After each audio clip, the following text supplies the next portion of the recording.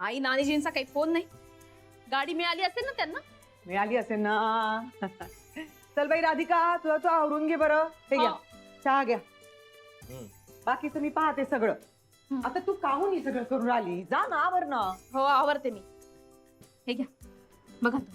राधिका, हा आज त्या दुकानामध्ये भरपूर गर्दी होऊ दे बरं. होईल आई. बाबा हा तुम्हाला एक सांगायचंच राहिलं. काय? आपल्या शेजारची ती हॉटेलवाली आहे ना, फारच जामबाज आहे. नाही, आपलं सामान जरा मध्ये होतं. तिच्या ड्रायव्हरनी जोरात गाडी घातली. चूक आपलीच होती, पण ती ड्रायव्हरला बोलली. मी तिला सांगायला गेले तर मलाच सुनावलं तिनं. अगं तू काऊन ऐकून घेतलं? असं कसं? उगीच काऊन तमाशा करायचा? आणि काही झालं ना तरी आपण त्या एरियात नवीन आहोत. आणि ती आपली शेजारी नाही. सध्या तरी शांतच राहायचं ठरवलंय. फार काही झालं ना तर मी पण सुनावणार आहे तिला. बिलकुल. ही राधिका सगळ्यांवरच तलवार उगारवणे, शांतच बसत नाहीये.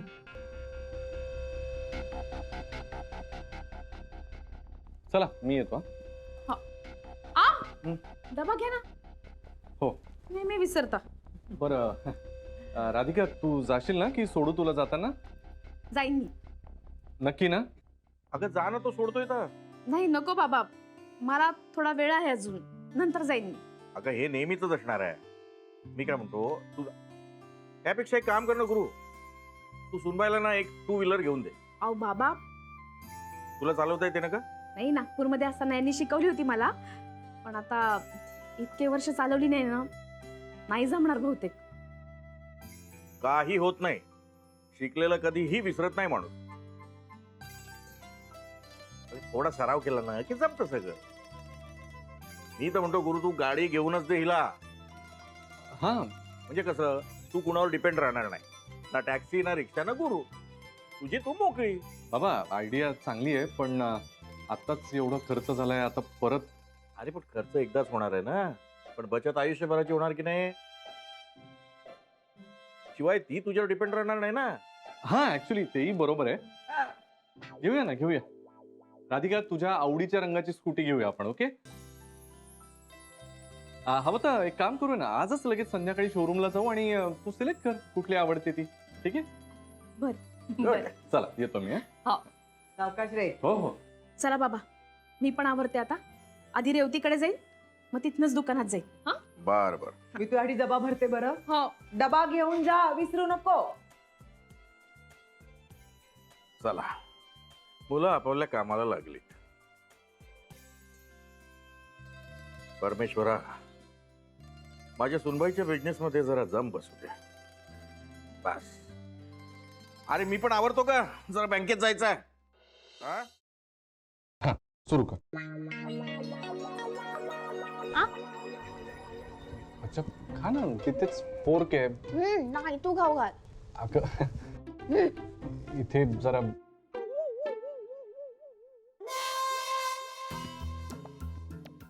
किती गोड ना. अच्छा मी तुला खरं सांगू, तू म्हणशील ना ते मी सगळं ऐकेन. सगळं सगळं ऐकेन. फक्त असं रात्री बेरात्री मला नको ना बोलवत जाऊ बच्चा. प्रॉब्लेम होतो ना जरासा. कसलं थ्रिलिंग होतं ना ते. गॉड, कसला कमाल चोरून आला होता तू. मजा आली.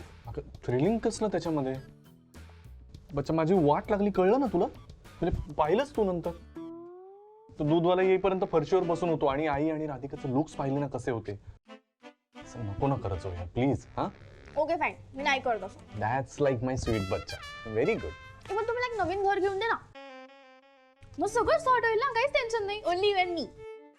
आत्ता एक कळ येऊन गेली ग. बच्चा काय बोलतेस तू? अगं माझ्याकडे सध्या पैसे नाही आहेत अजिबात, आणि असे शॉक नको देत जाऊस का मला. त्या दिवशी पण बॅग्स वगैरे घेऊन आलीस आणि डायरेक्ट राहिलंच काय आलीस इथे. ऐक ना, माझं बीपी वाढलं, काही बरं वाईट झालं ना माझं, तर लक्षात ठेव, तुला कुणी सपोर्ट करायला नसेल. हा सिरियसली, फक्त मी आहे म्हणून बरं आहे, नाहीतर कुणी नसेल. ए हॅलो, तू काय धमकी देतोयस का मला? हा नाही नाही बच्चा, असं नाही का माझी स्वीटू, माझा रसगुल्ला आहेस ना तो. मला म्हणायचं असं होतं की मी धमकी नाही देते, ती राधिका कशी खमकी आहे ना ते सांगायचा प्रयत्न करतोय. उगीच नको ना पंगे केला बच्चा. ऐक ना प्लीज. What is खमकी? हे ग आपलं खमकी म्हणजे आपण म्हणतो ना ते हा हे स्ट्रॉंग झाली आहे राधिका, त्यामुळे नको ना पण असे पंगे घ्यायला. स्ट्रॉंग? मी डबल स्ट्रॉंग आहे तिच्यापेक्षा. ओके वेट वेट, तू दुकान घेऊन दिलंस ना तिला? आता हे कोणी सांगितलं तुला? दिलं आहेस की नाही? नाही माझा काही संबंध नाही आहे बच्चा, सांगून ठेवतो. हे बघ, मी तिला एकही पैसा दिलेला नाही, मुळात पैसे नाहीच आहेत माझ्याकडे. तिने कुठून तरी पैसे अरेंज केले, लोन घेतलं आणि स्वतःच सगळं केलं. तुझ्यासारखं नाहीये. ए ठीक आहे, हा एवढं कौतुक करायची काही गरज नाही तिचं. नाही बच्चा, तिचं नाही कौतुक करत आहे मी. मी काय म्हणतो ऐकशील का तू? हा, माझं पिल्लू आहेस की नाही? हा, माझं बबडू आहेस ना स्वीट, माझं ऐकशील मग प्लीज? तू इथून सोसायटीमधून म्हणजे जा ना, निघून जा. प्रॉब्लेम होतोय ना बच्चा उगीच. आणि मी तुला प्रॉमिस करतो, मी तुला लवकरच नवीन घर घेऊन देईन. प्रॉमिस, म्हणजे आपलं Bachchu promise, Sweetu promise. Okay? No वे, मला इथे राहायला आवडतं, मी कुठेही जाणार नाही. ओके का यार, तू उगीच ना बच्चा. मिशी कुठे कुठे कुठे कुठे? ओ माय बनी गॉट स्केअर्ड. यार असं नको घाबरत जाऊ यार. मी घाबरलो ना खरं. नाहीये ना खरं?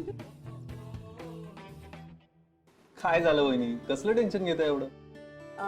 नाही, टेन्शन असं काही नाही, पण रेवती गुप्ते भाऊ, काय आता दुकान तर सुरू केलंय, पण लोकांपर्यंत पोचायला पाहिजे ना. ते कसं पोचायचं तेच विचारायला तुमच्याकडे आले. वहिनी, मुळात लोकांना हे कळायला हवं की इथे एक मसाल्याचं दुकान उघडलंय आणि त्यात काय काय पदार्थ मिळतात. हा, म्हणजे जाहिरात करायला हवी. अगदी बरोबर.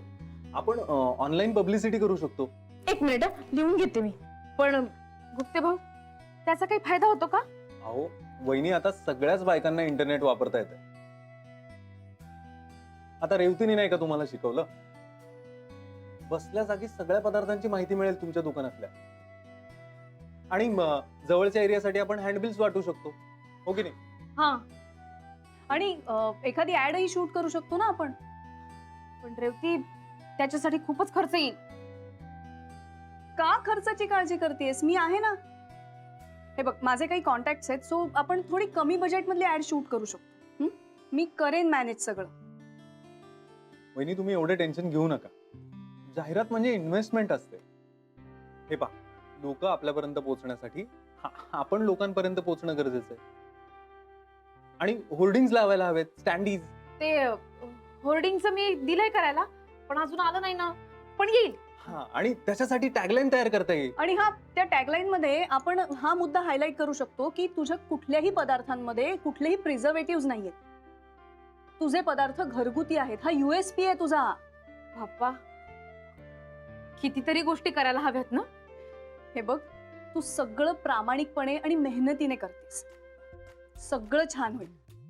आणि तुम्ही लोक माझ्या मदतीला आहात, मग तर कसली चिंताच नाही. नक्की सगळं छान होईल.